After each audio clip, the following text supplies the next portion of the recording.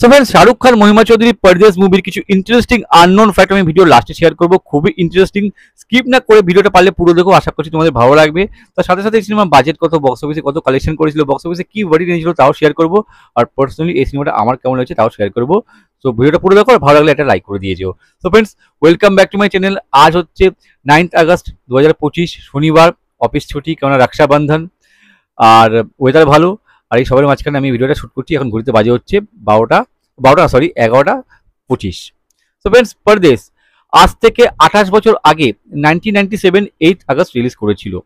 মুখ্য চরিত্রে ছিল শাহরুখ খান, মহিমা চৌধুরী, অমরিশ পুরী, সুপ্রিয়া কার্নিক, অলোকনাথ, অপূর্ব অগ্নিহোত্রী, আরও অনেকে ছিল। পরদেশ একটা মিউজিক্যাল রোমান্টিক সিনেমা। প্রডিউস ও ডাইরেক্ট করেছিল সুভাষ ঘাই, মিউজিক দিয়েছিল নাদিম শাবান, গান লিখেছিল সমীর। এবার যদি বাজেট আর বক্স অফিস নিয়ে আলোচনা করি, পরদেশে বাজেট ছিল 10 কোটি, আর প্রথম দিন বক্স অফিসে ইনকাম করেছিল 61 লাখ, আর প্রথম উইকে শেষে কালেকশন ছিল 3,65,00,000।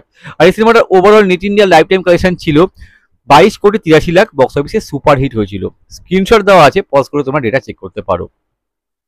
এবার যদি আমি এই সিনেমা নিয়ে আমার পার্সোনাল রিভিউ শেয়ার করি, আমার তো খুব ভালো লেগেছে। খুব ভালো একটা সিনেমা, সুন্দর মিষ্টি একটা সিনেমা, রোমান্টিক মুভি, ভালো গান আছে এই সিনেমাতে।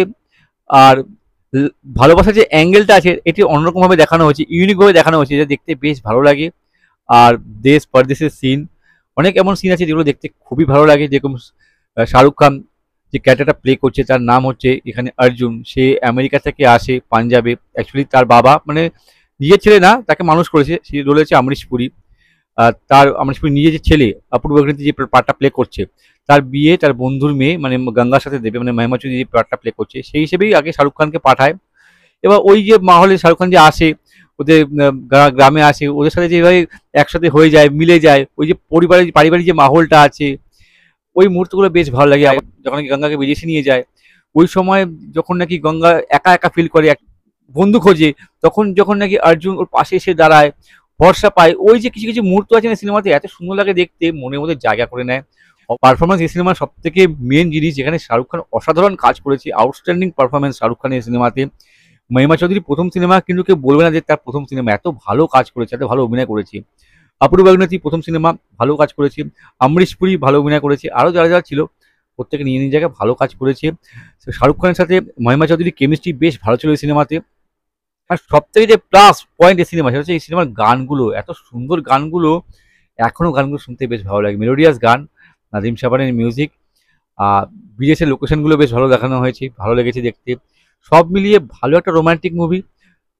যদি রোমান্টিক মুভি দেখতে পছন্দ করো, মিউজিক্যাল রোমান্টিক মুভি, তো এই সিনেমাটাকে স্কিপ করো না, ভালো লাগবে। আর শাহরুখ খান আছে, কোনো চাপ নেই বস, শাহরুখ খানের এই সিনেমাটা তোমাকে নিরাশ করবে না।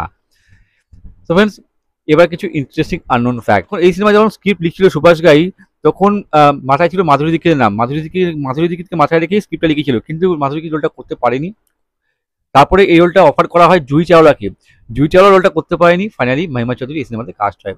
এই মুভিটা ছিল মহিমা চৌধুরী আর অপূর্ব অগ্নিহোত্রীর ডেবিউ মুভি বলিউডে। সুভাষ ঘাই এই সিনেমায় মিউজিক দেওয়ার জন্য প্রথমে এআর রহমানকে বলেছিল। এআর রহমান রাজিও ছিল, কিন্তু এআর রহমানকে শর্ত ছিল যে 2 মাসের মধ্যে গান তৈরি করে দিতে হবে। এইটা এআর রহমান রাজি হয়নি, তাই এই সিনেমাটা ছেড়ে বেরিয়ে যায়। ফাইনালি নাদিম শাবানকে এই সিনেমায় মিউজিক দেওয়ার জন্য বলা হয়। আর সত্যি বলছি, নাদিম শাবান যা মিউজিক দিয়েছে সিনেমাতে, এআর রহমান উনি মিউজিশিয়ান, তার জোনার আলাদা, কিন্তু এই ম্যাজিকটা আনতে পারতো না যেটা নাকি নাদিম শাবান আনতে পেরেছিল। তো ফ্রেন্ডস যদি ভিডিওটা ভালো লাগে তাহলে লাইক করো, শেয়ার করো, চ্যানেলে নতুন থাকলে সাবস্ক্রাইব করতে পারো। যদি কোনো সিনেমা সম্পর্কে জানতে চাও আমায় কমেন্ট করে পাঠাও, আমি চেষ্টা করবো সেই সিনেমা সম্পর্কে ভিডিও বানাবার আর তোমাদের সকলের সাথে শেয়ার করবার জন্য। ততক্ষণে যেন বিরতি নেবো, তোমরা প্রত্যেকে ভালো থাকো। আর আমার সকল ভিউয়ার্সদের হ্যাপি রক্ষাবন্ধন।